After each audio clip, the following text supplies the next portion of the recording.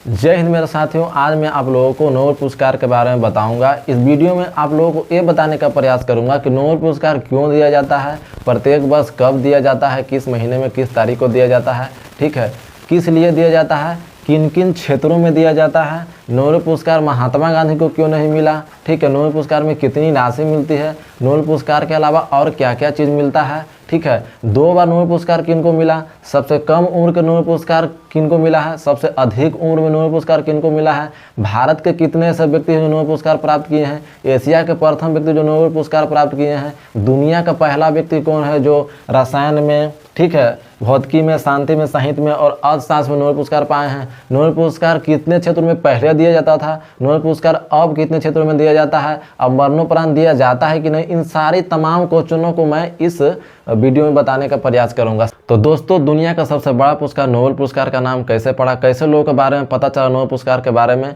तो जाहिर सी बात है कि बड़ा बड़ा पुरस्कार जो है किसी न किसी महान व्यक्ति के नाम पर ही पड़ता है। जैसे देखिए, फिल्मी के क्षेत्र में अच्छा काम किए थे दादा साहेब फाल्के, तो उनके नाम पर दादा साहेब फाल्के पुरस्कार दिया जाता है भारत में, ठीक है। खेल के क्षेत्र में अच्छा काम किए थे मेजर ध्यानचंद, जिनको हॉकी का जादूगर कहा जाता है, तो उनके नाम पर खेल के क्षेत्र में अच्छा अवार्ड दिया जाता है, ठीक है।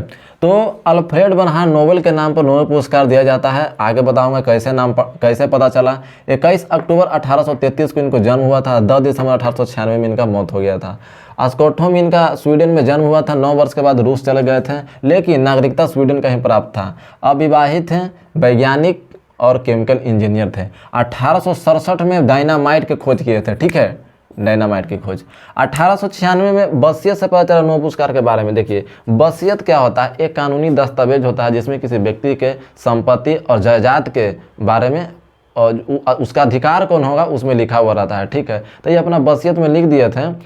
स्वीडन के लोग जब इनको मौत के बारे में इनको वसीयत के पढ़ने लगे तो लिखा हुआ था कि हमारा जो पैसा, देखिए इतना बड़ा वैज्ञानिक थे तो इनको पैसा तो बैंक में जरूर जमा होगा, तो ये लिखे थे कि हमारा संपत्ति का अधिकार वही व्यक्ति होगा जो इस दुनिया में 5 क्षेत्र में अच्छा काम किया होगा, ठीक है। पहले 5 क्षेत्र में नोबेल पुरस्कार दिया जाता था। 1967 के बाद से 6 क्षेत्र में दिया लगा।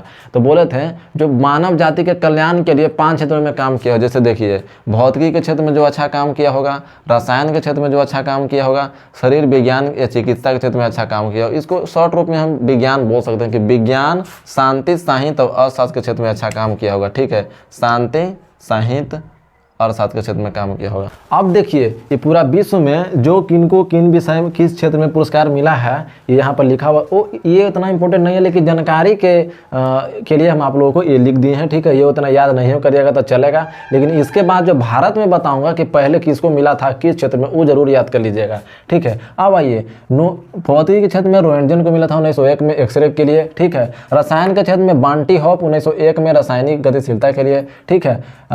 शरीर विज्ञान के या चिकित्सा के क्षेत्र में बॉन बेहम को मिला था 1901 में डिप्थीरिया के इलाज के लिए, सीरम थेरेपी के लिए, ठीक है। शांति के क्षेत्र में डुनेंट और पैसी को मिला था 1901 में, ठीक है। डुनेंट को रेड क्रॉस के लिए और पैसी को आजीवन माने कि शांति के क्षेत्र में आजीवन कार्य करने के लिए मिला था।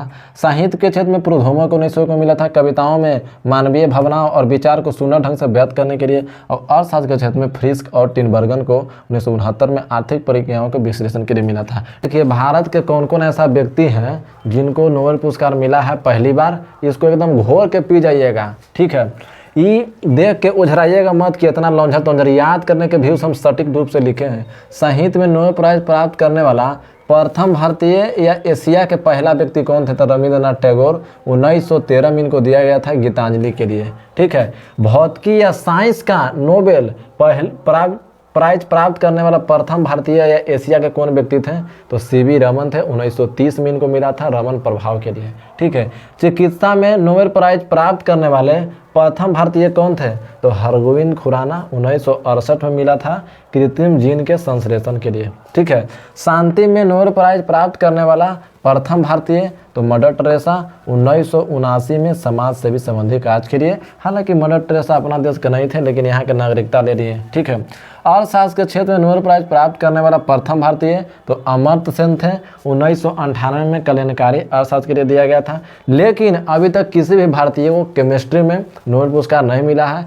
लेकिन एक बात और समझ लीजिए कि रामकृष्णन तमिलनाडु के थे, केमिस्ट्री में इनको नोबेल पुरस्कार मिला है, ठीक है, लेकिन ये अमेरिका के नागरिकता ले लिए हैं। तो दोस्तों इससे पहले हम भारत के प्रथम व्यक्ति जो नोबेल पुरस्कार प्राप्त किए थे उनके बारे में हम बता दिए। कुछ और भारत के व्यक्ति जिनको नोबेल पुरस्कार किसी न किसी क्षेत्र में मिला है तो उनको भी नाम लेना या याद कर लेना जरूरी है, क्योंकि एग्जाम में ये भी पूछ देता है कि कब मिला था और किस लिए दिया गया था, ठीक है। तो इसका है तो सुब्रमण्यम चंद्रशेखर को 1983 में भौतिकी चंद्रशेखर सीमा के लिए दिया गया था। BS नेपाल को 2001 में साहित्य का नोबेल पुरस्कार मिला था। कैलाश सत्यार्थी को 2014 में शांति का नोबेल पुरस्कार मिला था। अभिजीत विनायक बनर्जी को 2019 में अर्थशास्त्र का नोबेल पुरस्कार मिला था। घोषणा देखिए वहाँ का जो समिति है ना, अक्टूबर में घोषणा कर देता है कि किस किस व्यक्ति को किस क्षेत्र में पुरस्कार मिलेगा, और वितरण जो है स्कॉटहोम स्वीडन देश में 10 दिसंबर को किया जाता है, जिस दिन अल्फ्रेड नोबेल की देहांत हो गया था, ठीक है।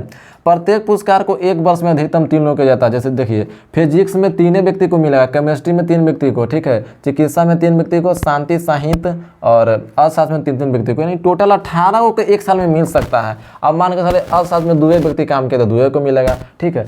अब चलिए इसके साथ में क्या क्या मिलता है, स्वर्ण पदक, डिप्लोमा, एक्सटेंशन और धन।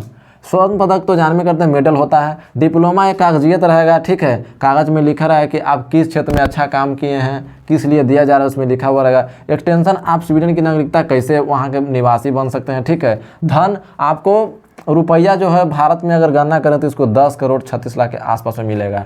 अगर मान के चलिए फिजिक्स में 3 व्यक्ति नोबेल पुरस्कार प्राप्त किए हैं एक, ठीक है, पूरा दुनिया में, तो तीनों व्यक्ति को ये तीनों चीज़ तीनों को मिलेगा। लेकिन ये वाला जो रुपया जो है, जो फिजिक्स में तीनों व्यक्ति में सबसे अच्छा काम करेगा उसको ज़्यादा पैसा मिलेगा, उससे थोड़ा सा कम रहेगा तो उसको थोड़ा सा कम। वो डिपेंड करता है समिति पर कि किसको ज़्यादा देगा किसको कम देगा। अगर 2 व्यक्ति काम किया है तो उसको आधा आधा बांट दिया जाएगा। 3 व्यक्ति काम किया है तो तीनों में अच्छा जो काम करेगा उसको ज़्यादा मिलेगा, बाकी आधा में से दोनों को डिवाइड कर दिया जाएगा। ऐसे होता है। अब तक मृत व्यक्तियों में से 2 बार मिला है, 1931 में कार्ल फल्डट को और 1961 में हैमरशोल्ड को मिला है। लेकिन 1974 में जो है मरणोपरांत नोबेल पुरस्कार को बंद कर दिया, यानी 1974 के बाद मरे हुए व्यक्ति को पुरस्कार नहीं मिला, क्योंकि इसमें कहा गया है, समिति ने कहा है कि जल जइहे जीव तक का करिए घीव, ठीक है। पुरस्कार जो जिंदा व्यक्ति को मिला तो उसका अलगे बातें होता है। 2 बार नोबेल पुरस्कार किन किन व्यक्तियों को मिला उसका खाली नाम याद कर लीजिए बस, ये तो लिख दिया आपको जानकारी के भी, इनका नाम याद कर लीजिए। मैडम क्यूरी को 2 बार मिला नोबेल पुरस्कार, 1903 में, 1911 में। लिनस पॉलिंग को मिला 1954 में, 1962 में रसायन और शांति के लिए। जॉन बार्डिन को मिला 1956 में, 1972 में भौतिकी के लिए। अब फ्रेडरिक सेंगर को मिला है रसायन के लिए 1958 में, 1980 में। क्योंकि पूछा कि निम्नलिखित में किन व्यक्तियों को 2 बार पुरस्कार नहीं मिला है, तीनों का नाम दे रहेगा, वो देले नहीं रहेगा। फिर मैं आप लोग को बता देना चाहता हूं कि भारत के जो प्रथम नोबेल पुरस्कार के प्राप्त करने वाला है उनको जरूर याद कर लीजिए कि कब और किस लिए दिया गया था। उसके साथ में ये दोनों बहुत इंपॉर्टेंट है। 3 बार नोबेल पुरस्कार international committee of red cross को मिला है, 17 में, 44 में, 63 में, शांति के लिए, यानी कि प्रथम विश्व युद्ध के समय पुरस्कार मिल रहा था नोबेल। सबसे कम उम्र में पहले लॉरेंस ब्रैग को 25 बरस में, अब बाद में मलाला यूसुफजई को 17 बरस में।